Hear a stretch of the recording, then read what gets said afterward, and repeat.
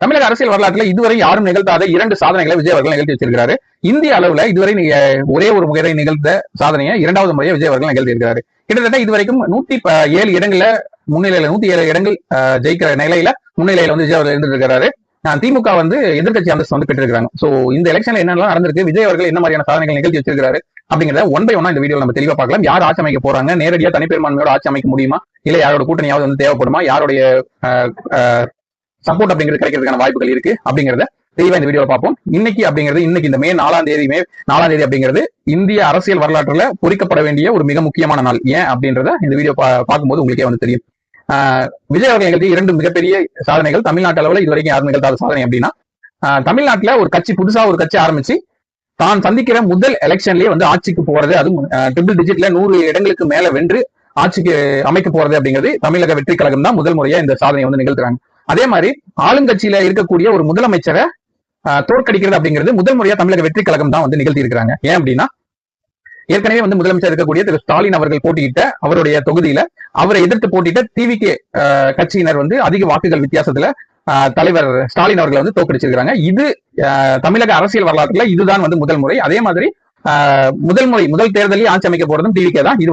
இது தமிழ்நாட்டுல இதுவும் வந்து முதல் முறை. நம்ம இந்திய அளவுல பார்த்தோம் அப்படின்னா, ஏற்கனவே 1983 வருஷம் என்டிஆர் அவர்கள் வந்து ஆட்சி அமைச்சிருக்காரு. இதே பாணியில இந்திய அளவுல அவர் ஆரம்பிச்ச அந்த கட்சியில தெலுங்கானாவில, தெலுங்கு தேசத்துல, ஆந்திராவுல கிட்டத்தட்ட 45% அதிகமான வாக்குகள் பெற்று 201 இடங்களை வென்று தனிப்பெரும்பான்மையோட வந்து ஆட்சியை பிடிச்சவர் என்டிஆர் ராமாராவ் அவர்கள். இது வந்து இந்தியா அளவில் நடந்த முதல் விஷயம். இப்போ இந்த 2வது விஷயம் அப்படிங்கிறது விஜய் அவர்கள் தான் இந்த சாதனை வந்து நிகழ்த்தியிருக்கிறாரு.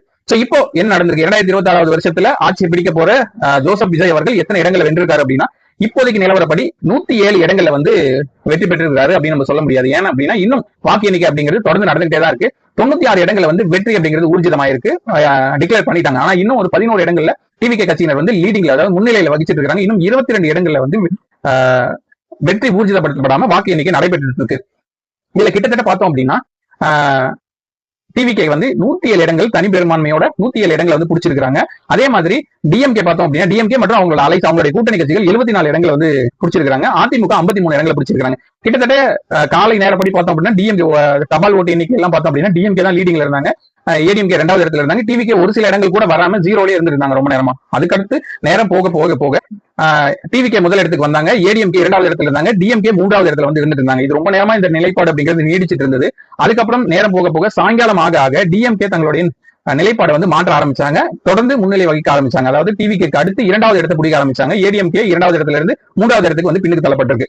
எதிர்கட்சி அப்படிங்கறத வந்து எதிர்கட்சி அந்தஸ்தை வந்து டிஎம்கே வந்து பிடிச்சிருக்காங்க. இது வந்து ஏடிஎம்கே தான் எதிர்கட்சி வருவாங்க அப்படின்னு நினைச்சு ரொம்ப நேரமா இந்த நிலைப்பாடு வந்து நீடிச்சிட்டு இருந்த நிலையில டிஎம்கே வந்து 2வது இடத்தை பிடிச்சி எதிர்கட்சி அப்படிங்கிற அந்தஸ்தை வந்து பெற்றிருக்காங்க. இப்போதைக்கு பார்த்தோம் அப்படின்னா, டிவிகே வந்து ஆட்சி அமைக்கணும் அப்படின்னா கிட்டத்தட்ட 118 இடங்கள் வேணும். இப்போதைக்கு 107 இடங்கள் இருக்கு. கிட்டத்தட்ட இன்னும் ஒரு 11 இடங்கள் வந்து தேவைப்படுது டிவிகே வந்து ஆட்சி அமைக்கணும் அப்படின்னா.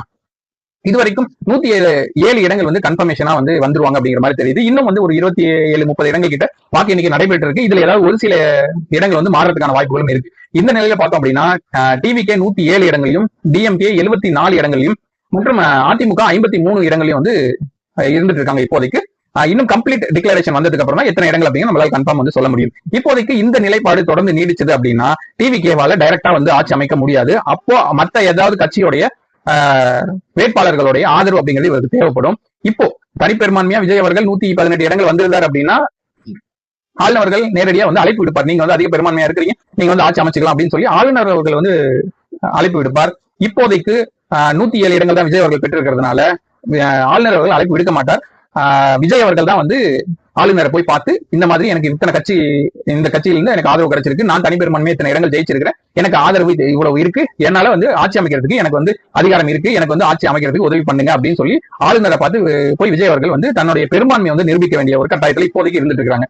இதுவே 118 இடங்கள் நேரடியா விஜய் அவர்கள் வந்திருந்தாங்க அப்படின்னா, நேரடியா ஆளுநரை கூப்பிட்டு ஆட்சி அமைக்கிறதுக்கு உத்தரவு வந்து பிறப்பிச்சிருப்பாரு. இப்போ இந்த நிலை நீடிக்கிறதால வந்து நேரடியா வந்து விஜய் அவர்களால் ஆட்சி அமைக்க முடியாது. இன்னும் வேற யாராவதுடைய உதவி, அதாவது சப்போர்ட் அப்படிங்கிறது அவருக்கு தேவைப்படுது. தமிழக அரசியல் வரலாற்றுல கிட்டத்தட்ட 50 வருட ஆட்சி காலத்துக்கு அப்புறம் ஒன்னு டிஎம்கே இல்லைன்னா ஏடிஎம்கே, இந்த 2 கட்சிகள், திராவிட கட்சிகள் மட்டுமே ஆட்சி அமைச்சிட்டு இருந்த இந்த நிலையில வரலாற்றை புரட்டி போடும் வகையில ஒரு புது கட்சி ஆட்சி அமைக்க போறாங்க இந்த 2026. அதுவும் இல்லாம முதல் முறையா வந்து ஆல்ரெடி சிஎம்ஆ இருக்கக்கூடிய தலைவரையும் தோற்கடிச்சிருக்காங்க. அந்த கட்சியில் இருக்கக்கூடிய எக்கச்சக்க மூத்த தலைவர்களையும், அதாவது ஏடிஎம்கே சைடும் சரி டிஎம்கே சைடும் சரி, எக்கச்சக்க மூத்த தலைவர்கள் பயங்கரமா வந்து தோற்கடிக்கப்பட்டிருக்காங்க. இதற்கு காரணமா கருதப்படக்கூடியது ஒரே ஒரு விஷயம் தான், விஜய் அவர்களுடைய பேச்சு. எந்த தொகுதியிலும் யாரும் போட்டிடுறாங்க அப்படின்னு நீங்க நினைக்க வேணாம். அனைத்து தொகுதியிலும் ஒரு ஸ்பீச்ல வந்து மதுரை ஸ்பீச்ல வந்து சொல்லியிருந்தாரு, மதுரை மேற்கு விஜய், மதுரை கிழக்கு விஜய், மதுரையில் இருக்கக்கூடிய எல்லா தொகுதியிலும் விஜய் அவர்கள் மட்டுமே நிற்கிறதா நினைச்சு ஓட்டு போடுங்க. தமிழ்நாட்டில் இருக்கக்கூடிய 237 தொகுதிகளிலும் வந்து மொத்தமா வந்து விஜய் அவர்கள் தான் நிக்கிறாரு, விஜய்க்கு மட்டுமே தான் நீங்க ஓட்டு போடுறீங்கன்னு நினைச்சு ஓட்டு போடுங்க அப்படின்னு சொல்லி அவர் பேசியிருந்தார். சோ அந்த வகையிலேயே இளைஞர்கள் அனைவரும் தங்களுடைய தொகுதியில யார் நிக்கிறாங்க, எதுக்கு நிக்கிறாங்க, அவங்களுடைய பேக்ரவுண்ட் என்ன, அவங்க எந்த மாதிரியான பின்புலத்தை கொண்டவங்க அப்படிங்கிறது எதையுமே யோசிக்காம ஒன்லி விஜய் விசில் சின்னம், கண்ணை மூடிட்டு விசிலுக்கு வந்து ஓட்ட போட்டுட்டு வந்திருக்காங்க அப்படிங்கிறது இந்த எலெக்ஷன் ரிசல்ட் மூலமா தெளிவா தெரியுது. சோ இதனாலதான் வந்து ஆட்சி மாற்றம் அப்படிங்கிறது இதுக்கு முன்னாடி இருந்த கட்சிகளின் மீது இருந்த அதிருப்தியும் சரி, இப்ப புதுசா யாராவது வரணும் அப்படிங்கிற நினைக்கிற நிலைப்பாடும் சரி, அதனாலதான் வந்து இப்போ இந்த புது கட்சிக்கு வந்து மக்கள் இந்த அளவுக்கு வந்து ஆதரவு கொடுத்துருக்காங்க அப்படிங்கிறது தெரிய வருது. அதே மாதிரி சில பேரை வந்து மாற்றவே முடியாது. ஏன்னா ஒண்ணுக்கு கண்ணை மூடிட்டு டிஎம்கேவா டிஎம்கே, ஏடிஎம்கேவா ஏடிஎம்கே, சூரியனோ ரெட்டலையோ இதுக்குதான் ஓட்டு போட்டு இருப்பாங்க. சோ அந்த வகையில இன்னும் சில பேர் அந்த மாதிரி இருக்கிறாங்க அப்படிங்கிறதையும் வந்து ஊர்ஜிதப்படுத்தி இருக்கிறது. ஏடிஎம்கே எத்தனை இடத்துல பிடிச்சிருக்கு, டிஎம்கே எத்தனை இடத்துல பிடிச்சிருக்கு அப்படிங்கிற இந்த விஷயம். சுருக்கமா சொல்லணும் அப்படின்னா, விஜய் அவர்களுக்கு ஒரு மிராக்கல் அப்படிங்கிறது நடந்திருக்கு. இதை வச்சு பார்க்கும்போது விஜய் அவர்களுக்கு இந்த ஆதரவு அப்படிங்கிறது இன்னும் ஒரு 10-15 இடங்கள் ஆதரவு அப்படிங்கிறது தேவைப்படுது. ஒரு வகையில பார்த்தோம் அப்படின்னா பிஎம்கே பாட்டாளி மக்கள் கட்சி மாம்பலம் வந்து சில இடங்கள் வந்திருக்காங்க, 4 இடங்கள் வந்து வந்திருக்காங்க. சோ அவங்களுடைய ஆதரவு நாடுறதுக்கான வாய்ப்புகளும் இருக்கு.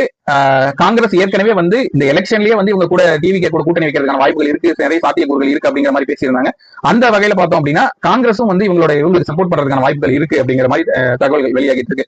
சோ இதை வச்சு பார்க்கும்போது விஜய் அவர்கள் தனிப்பெரும்பான்மையா ஆட்சி அமைக்க முடியாத நிலையில இருந்துட்டு இருக்காரு. யாருடைய சப்போர்ட்டை வந்து கேட்க போறாரு, இல்ல நேரடியா வந்து மற்ற கட்சிகளே நாங்க சப்போர்ட் கொடுக்குறோம் அப்படின்னு சொல்ல போறாங்களா அப்படிங்கறத நம்ம பொறுத்து இருந்துதான் பார்த்தாலும், கிட்டத்தட்ட இன்னும் ஒரு 28-30 இப்போ வந்து எக்ஸாக்டா சொல்லணும் அப்படின்னா கிட்டத்தட்ட இன்னும் ஒரு 22 இடங்கள்ல வந்து டிக்ளேர் பண்ணாம சில கட்சிகள் லீடிங்ல இருந்துட்டு இருக்காங்க. சோ அந்த வகையில பார்த்தோம் அப்படின்னா டிஎம்கே தனிப்பெரும்பான்மை எத்தனை இடங்கள் வந்திருக்காங்க அப்படின்னு பார்த்தோம்னா, கூட்டணி கட்சிகளோட உதவி இல்லாம 54 இடங்கள் வந்திருக்காங்க. ஏடிஎம்கே 44 இடங்கள் வந்திருக்காங்க. அதே மாதிரி காங்கிரஸ் 5 இடங்கள் வந்திருக்காங்க. பிஎம்கே 2 இடங்கள்ல வெற்றி ஊர்ஜிதப்படுத்தப்பட்டது, 2 இடங்கள் வந்து லீடிங்ல இருந்துட்டு இருக்காங்க. அதே மாதிரி முஸ்லீம் லீக் கட்சி ஒரு 2 இடங்கள்ல, இன்னும் அந்த மாதிரி சில கட்சிகள் எல்லாம் வந்து 1-2 இடங்கள் வந்து வந்துட்டு இருக்காங்க. சோ இதுதான் இப்போதைக்கு எலெக்ஷனோட நிலைப்பாடு. சோ உங்களுடைய கருத்துக்கள் என்ன இந்த வீடியோல கீழே கமெண்ட்ல சொல்லுங்க. நாளைக்கு யார் ஆட்சி அமைக்க போறாங்க, எந்த கட்சி வந்து விஜய் அவர்களுக்கு வந்து சப்போர்ட் பண்ணுது அப்படிங்கறது தெளிவா வந்து நம்ம பார்க்கலாம்.